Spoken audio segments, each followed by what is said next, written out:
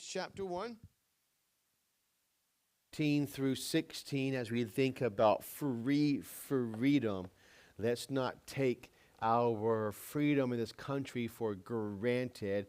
And also, as Paul says in the book of Romans, not to take our freedom that we have in Christ loosely, or to take advantage of that. So we're talking about Christians under construction, kind of going a little bit through James with this topic. And so I'm glad that we are all still under construction. God's still working on us. None of us are perfect. Some of us are farther away from perfect than other people, but we're all different places. And I think we can give more grace to people when we ourselves understand that I'm under construction. The person I'm talking to, they are under construction as well. And so we've been talking about the first segment in the book of James, the Christian and his battles.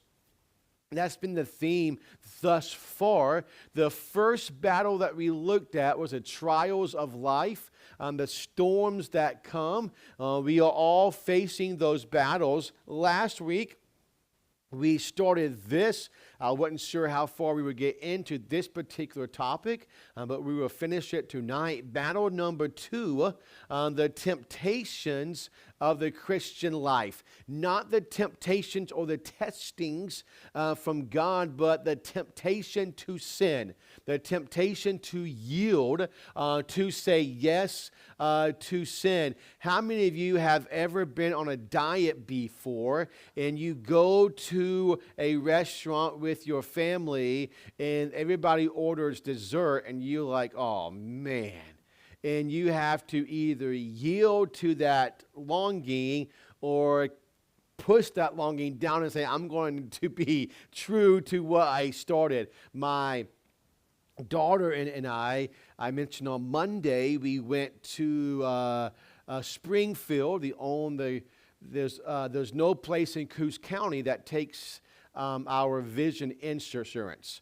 And so we either go to Roseburg or we go to Springfield. And so the one in Roseburg was booked up till September. And so I called where we used to go, same company in Florida. Oh, we have an opening. When do you want to come? Monday. Sure, come on. Yes. And so there happens to be a Chick-fil-A in Springfield, literally walking distance from the optometrist. So, of course, we go to Chick-fil-A for lunch. And as you know, I'm on a diet. And so one of the things I absolutely love is Chick-fil-A sweet tea. And so I go there, and my daughter orders sweet tea. And I'm like, and then the whole time I ask my wife, should I? Can I cheat this? Should I cheat this one time? You do you, honey. I battled this the whole trip there. I get to there and I say, unsweet tea. I'm like, man. And so here she is smiling as she's drinking her sweet tea. Here I am, kind of smiling, drinking my unsweet tea. But that's kind of what temptation's like. Do you know that Satan never tempts you with something that you don't like? Hey, I want you to do this, and he knows you detest that particular sin. No, it's always something that gets our flesh going, that makes our flesh perk up, that makes the eyes of our flesh wider. Ooh, I kind of like that. So that's what we're looking at. I'm not going to give this illustration again, but remember last week we talked about the boy whose dad said, "Don't go swimming in the canal," but he comes back and he says, "Oh, why are you wet?" Well, I went swimming in the canal. Didn't you hear me say, don't do that? Yes, but I took my bathing suit. Why don't you take your bathing suit? And just in case I was tempted to go swimming, right? We make provision for the flesh so often. We almost do Satan's job for him. We make it easy for Satan to tempt when we shouldn't be even making provisions for the flesh. And so we'll kind of go through these points quickly, because I'm not even sure where the last blank ended. So, number one, sin is a serious business. It's not something to scoff at, to laugh at, or to not take serious enough. It's a universal, it's deadly. And James puts a whole question of sin and temptation into our focus. And so we started with the source of temptation, verses 13 through 15, and we mentioned that God is not the source of temptation. He cannot tempt with evil, neither can he be tempted with evil. And before we can begin fighting against temptation, we must first realize the start of temptation. If we can stop this figurative snowball from starting, then it's easier to say no. Let's put it in perspective. In Daniel chapter 1 and verse 8, it says that he purposed in his heart not to defile his body with the king's meat. No doubt he purposed in his heart before he even got there. Know how hard it would be. So here he knows that he's being captive, and on the way to Babylon, he's thinking to himself, there are things there that I should not do. There are things there I should not taste. That is not my homeland. They don't worship God. It's going to be ruthless there, spiritually speaking. I'm going to purpose now before it's too hard to purpose what I am and am not going to do. It's like we're on the fence of going on a diet or not. Should I go on a diet or should I not? And it's harder to make that decision when chocolate cake's in front of you. It's easier to make that decision when kale is in front of you. Oh, sure, I can skip this meal. Or sweet potatoes in my instance, right? But if it's something that I love, boiled peanuts, for instance, I'm like, no, I'm not. I'll wait till tomorrow to go on the diet. Or when I go to my aunt's house in just a couple months, and suppose she has a chocolate pound cake. Know how hard it would be to go on a diet then? Incredibly hard. And so if we can be able to say no to temptation before that temptation comes and understand the start of temptation, they will keep us from battling the sin that comes. There's some things that we must realize first. I'm going to hit these fast and keep on going. So forgive me, Caleb, if I confuse you. We have a sinful nature that always blames instead of taking the blame. That's our common to us, our flesh. It's very common in the world today. It's never my fault. It's your fault, my wife's fault, my kid's fault, my circumstances' fault, but it's not my fault. In fact, modern psychology invented all kinds of ways for guilty people to shift blame to someone else. Hey, if you blame your parents, you were born with that gene, or you couldn't help that, so on and so forth. God tests us to bring out the good. Satan tempts us to bring out the bad.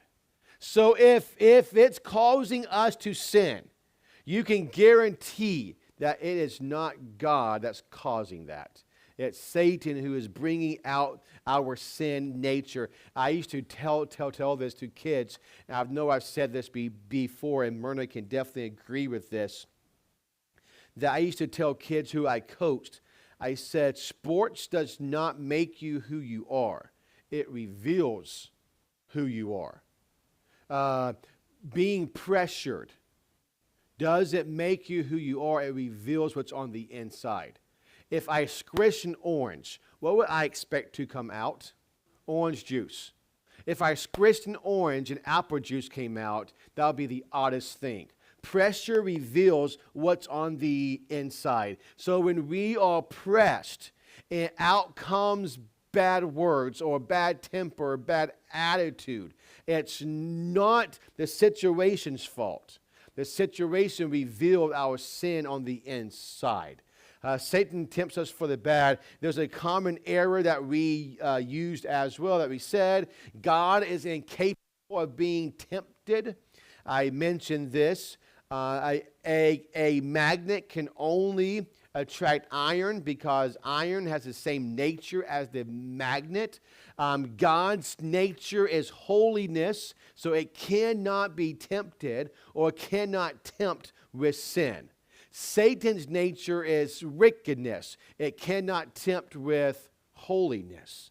There are two distinct things. And then there are some things that we must recognize, and this is where we're going to take some time here. So let's look at James chapter 1, 14 and 15. I am going to be reiterate some things that we went over towards the end of last week. James chapter 1, 14 and 15. But every man is tempted when he is drawn away of his own lust and enticed. Let's put that, keep that verse there for a second. Let's put that in fishing terms. The fish is going about his own way. No cares in this world, and then you drop a bait. And then that fish is drawn away. Whose lust are we using? The fish. Do you lust after what you put on that hook? Boy, I wish I had that to eat. No. You are using that fish's lust. The fish like, oh, what's that? And all of a sudden, now he's enticed. What does Satan do? Again, he tempts us and entices us with what our lust is. Now, does everybody lust after the same exact thing? No. Do we all have lust? Yes. The lust of the eyes, the lust of the flesh, and the pride of life. Yes. But our lust of the eyes could be different things. Lust of the flesh could be different things. Verse number 15. James says this, then, so we start with lust. Therein lust hath conceived, it bringeth forth sin. So once that lust is born, it bringeth forth sin. And then sin, when it develops, when it's finished, bringeth forth death. Does James say it may bring forth death? No. If you continue in that sin, what's going to happen? Death. That is the path that you are on. So the first thing that we're going to look at, or what we must recognize, is this. The mother of sin, we are using the word conceive there. I mean, lust hath conceived, it bringeth forth sin. We mentioned this. The father of sin is the devil. The mother of sin is lust. And once that sin is brought to birth, it will have a vigorous life of its own. Why does sin in our life seem to grow? Because we nurture it. Nothing grows unless it's being nurtured. So if we all keep on feeding the flesh, we are nurturing that sin. And that's why Paul says in Galatians, you are either feeding the flesh or you're feeding the spirit. You're either walking in the flesh or you're walking in the spirit. The Bible does not treat sin as a sickness, a psychosis, or a genetic problem. It treats it as wickedness and a flagrant act before a holy God. I had some teenagers who came to me and they had a problem with cursing or with hitting, lashing out, throwing things, those types of things, and fits of anger. And so we would sit down and they said, I can't help it. The doctor says I have whatever letters there are, different things, all kinds of stuff. And I said, no, God did not make you to sin. When you say that I cannot help but do this or say those words, and to act that way towards my mom and dad, then you're saying that God made you to sin. Now, could it be harder? Sure, absolutely. Absolutely. The Bible does say that God does not, there's not a temptation that we're not able to escape. And for us to say it's inescapable, we're calling God a liar. It's not a problem. I like how this commentator put that. It's a flagrant act before a holy God. The temptation is there, and the lust is there. And once the will, our will responds to that, lust conceives and sin is born. Is it a sin to be tempted, yes or no? No. How do we know that? In Matthew, who's tempted? Jesus. Now let me ask you this. I may get some eye rolling here and some huffing and puffing and those kind of things. Are there sins that kids are tempted with now that we were not tempted with as much when we were kids? Absolutely. For instance, we will go with sexuality. That was not a big temptation when I was growing up, nor was it when you were growing up. But no doubt, there could be kids who are tempted with that and, for lack of a better word, struggle with that just because it's in their face. It's always there, just like the things that was always in my face. Friend, I grew up playing baseball. In Little League Baseball for years, played basketball for the rec team as well. And I know it's not this case now, but the first time I heard a cuss word, consistently cuss words, I was probably 9 years old. And so I'm playing with kids my age consistently who had potty mouths. I had one coach who had a potty mouth. And so that was more of a temptation to say, I cannot speak that way. I cannot speak that way. I cannot speak that way. So there are other temptations, but being tempted is not wrong. It's when our will and desire, we respond to that with an affirmative.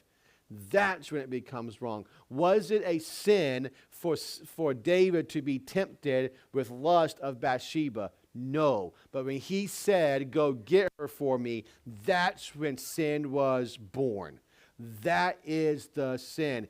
Even if he had said, never mind, he still should have repented of having that thought of get her for me. Okay? So that is what we're looking at here. So we looked at this. We can see in Genesis chapter 3, 1 through 6. We can see it in the life of Samson. We'll get to that in just a few minutes. We can see it in James here. First, there is a suggestion. That's what Satan likes to do. He suggests things. How many of you detest the jingles on the radio? You're like, boy, that sounds idiotic. Boy, I hate that jingle. It's in my mind. But what is the point of that jingle? Just to suggest it. Don't you need a new roof? I think I do. Don't you need your carpets cleaned? I haven't thought about that, but now that I think about it, that's nasty, right? Just that suggestion. Number 2, then once that suggestion happens, then an evil insinuation. This is what happened in the Garden of Eden. He says, look at this fruit. I'm going to say a watermelon because I'm pretty sure it was not that. Hey, here is this watermelon. Wouldn't you like to have that suggestion? What does Eve say? We can't. Was she right? Yes. But then Satan says, well, you got me there, and walk away. Did he walk away? No. Then he goes to the evil insinuation, and what was that? Why? Well, God said we can't do that. Oh, no, that's not what God meant. He says, yea, hath God said. He says that's what God really why is he don't want you to be like God. Don't you want to be like God? Ooh. Right? The evil insinuation. And then the third thing is rationalization. Why do we sin? Do we just stumble into sin or fall into sin? Oops, I don't know how I got here. Did the prodigal son just wander into that sin? No. We willingly walk into that sin. Now, let me ask you this. Why, if we know that sin leads to death, sin hurts, sin kills, sin destroys, we were taught that, we understand that, we know that here, then why then do we continue to say yes to sin? And we all do. It's because we rationalize it. We may say, it won't hurt this time. It's not that bad. Or we even do what Paul said we should not do. Use grace as a get out of jail free card. Just because you have grace and forgiveness doesn't mean we have to use God's grace because we sin willingly. The rationalization. Eve came to believe, and this is what the rationalization is, that right was wrong and wrong was right. Do you know how many of you have talked to people in today's world, we'll use this generation, who thinks that what we say is wrong is right, and what we say is right is wrong? Anybody talk to people about it? Sure. Do you know how hard it is to convince them otherwise? Nigh to impossible. Why? Because that's how they were raised. It would be, I get upset sometimes, or I did get upset sometimes, when I'm talking to an atheist or agnostic, or to a Mormon, Jehovah's Witness, or people who don't believe God. And I'm like, I don't understand how you cannot just give up what you believe when this is the truth. Look at this. And then I think to myself, they tried that with me. They said to me, I cannot believe you don't understand what we're saying. And I'm not giving up what I was raised on. Why? Because that's truth. And to them, they are soaked into it. The roots are in there. And that's what Satan wants to do, is to get us to believe the opposite. What is wrong is now right, and what is right is now wrong.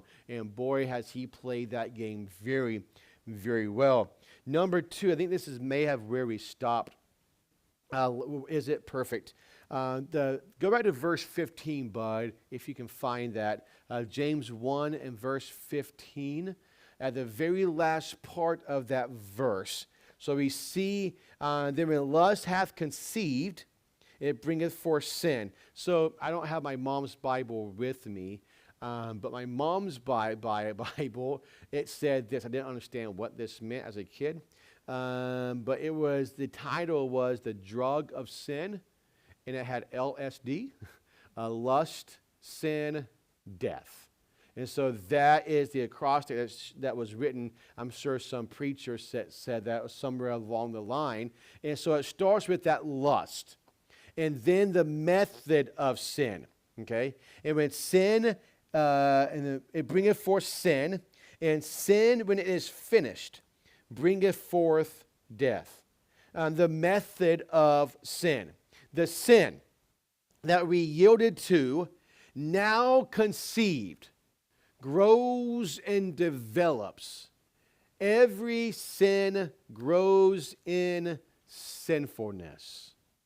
How many of you are good at keeping plants alive?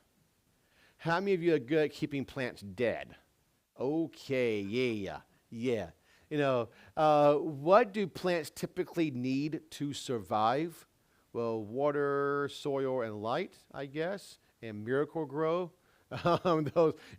Those are certain things that they grow better in. And from my understanding, there are some plants that grow better in some areas, and some plants need more water than other plants, so on and so forth. But it needs that dirt. It needs that soil. Every sin grows in sinfulness. So guess what?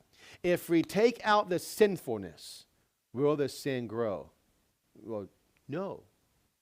So how can we prevent sin from setting roots and growing?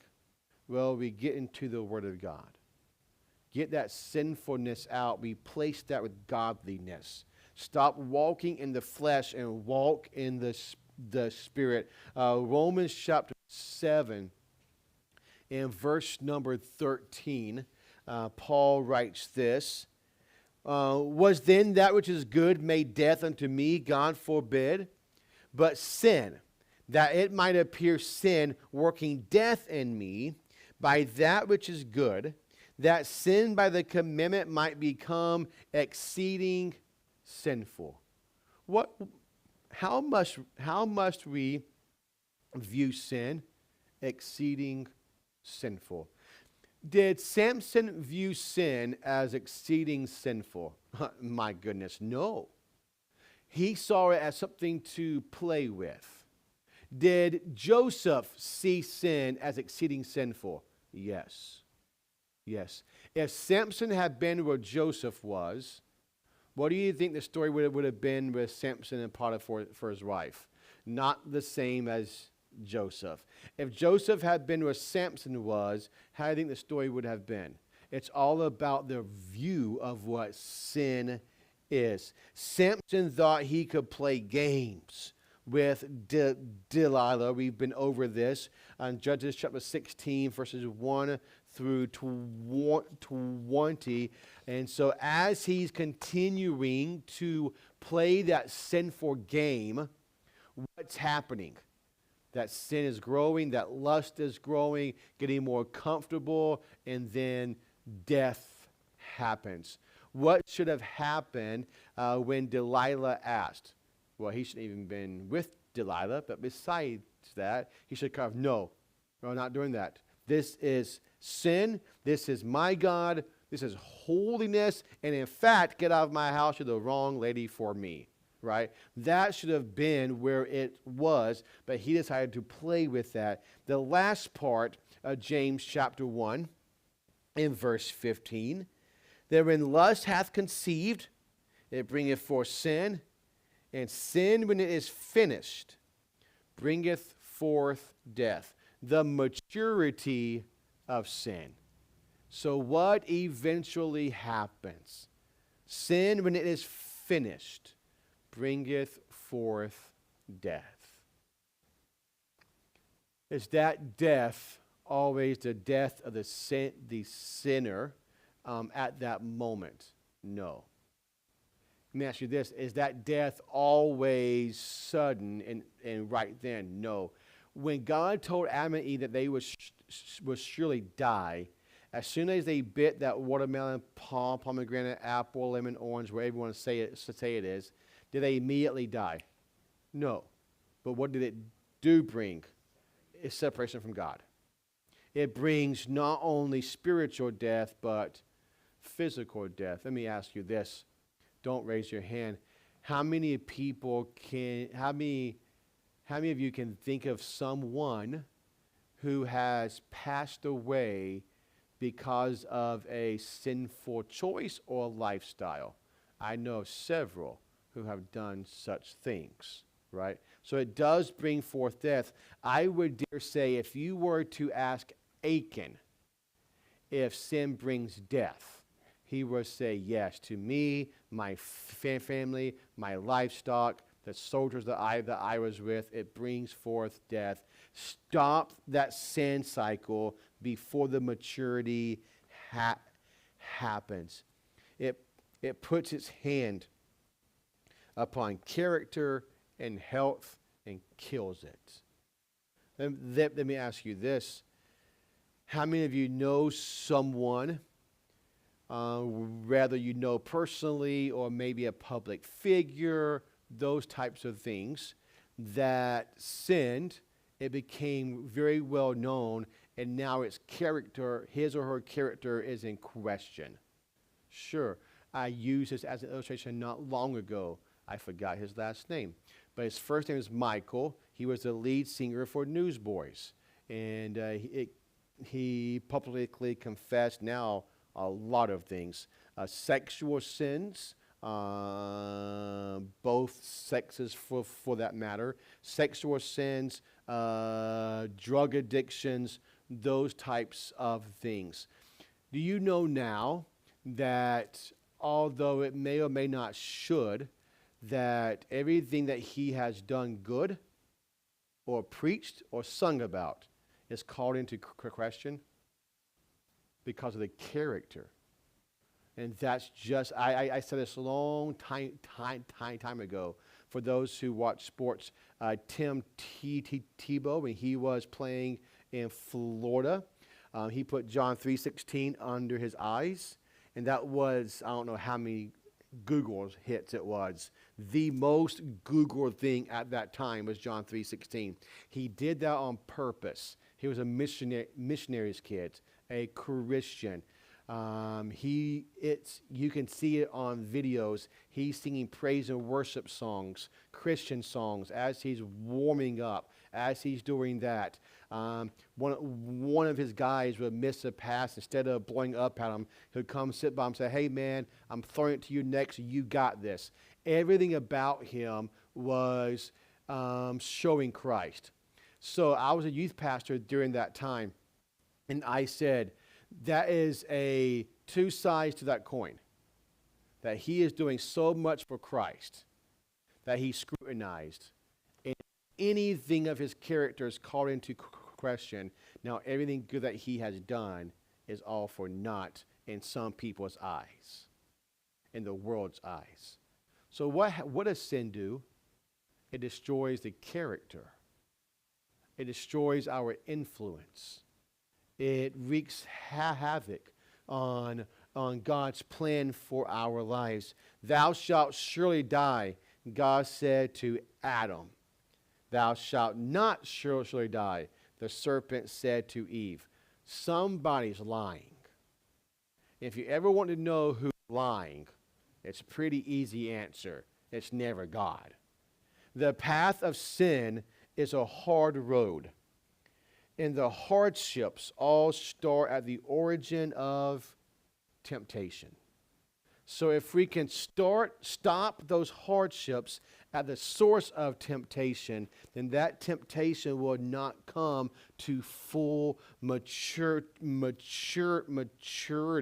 Now let's look at verse 16, and then we'll be done. Verse 16, James 1 and verse 16. Do not err, my beloved. Whoa. Did I not put the right verse up there? Bummer. Sorry, buddy. I'm like, that's a big verse for these few words. But James 1:16 says, do not err, my beloved brethren. Is that just a random error? Hey, don't be in error. No. What is he talking about here? Don't be in error when it comes to our view of temptation. This is all context. It's not, hey, just don't be in error or don't think wrong or don't do wrong. Don't think wrong and do wrong specifically about temptation. Don't think that you can overcome temptation on your own. Don't think that you can play with it. So number two, I guess, and lastly is this. The subtlety or the subtlety of temptation. Very subtle. Actually, in Genesis chapter 3 and verse 1, God says, and the serpent was more subtle than any beast of the field. Right? Why? Because that's what Satan does. He's very subtle at what happens. He is not going to say, hey, guess what? This will cause death. You still want this? Well, no, I don't want that. Right? Very subtle in his approach. Lucifer once held one of the highest positions in heaven, yet he fell. He chose pride. Then and now he uses deceit to make sin look extremely attractive to us. Again, the subtlety of temptation is Satan knows exactly what to tempt you with. And what looks good to your flesh may not look good to my flesh, or may not be as tempting to me. And what is tempting to me may not be as tempting to you. For instance, we'll go with foods, because I like foods. How many of you like okra? Anyway, okra, like fried, boiled, anyway. Nobody? Right? So if you're on a diet, and I'm eating fried okra, you don't like, right?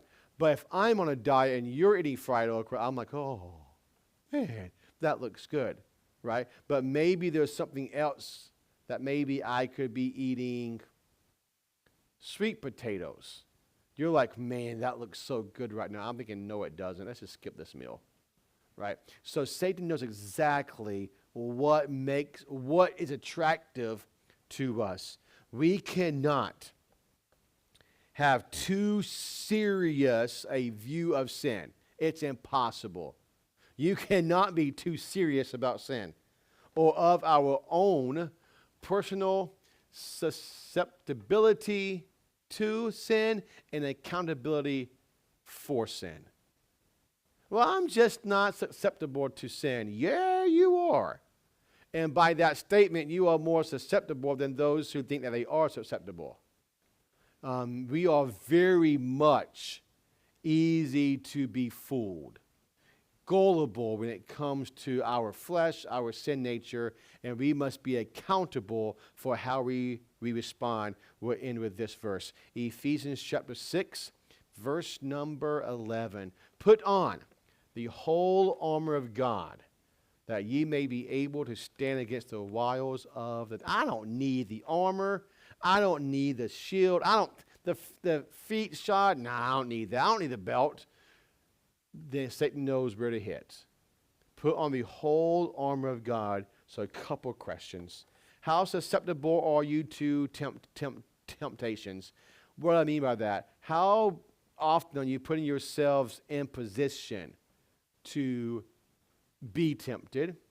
Where is your accountability? And then lastly, I think the biggest question is this: what is your view of sin? Is it a Samson view of sin, Satan's view of sin, Eve's view of sin, or is it, frankly, God's view of sin? What is your view of sin? This is the battle that every Christian faces, the battle of temptation. So God, thank you for all you've given us. Thank you for this time and now that we can come and worship you. I pray we are all tempted. We all have on flesh. While we live and breathe, Satan is trying to destroy our lives, our testimonies, and our influence with the gospel. And I pray that we will understand that we'll realize that, and to understand that we are susceptible, that we are not too strong, too good, saved for too long, that we cannot be tempted or yield to temptation. And I pray that we will put our strength into you, and that and be guarded with the Word of God.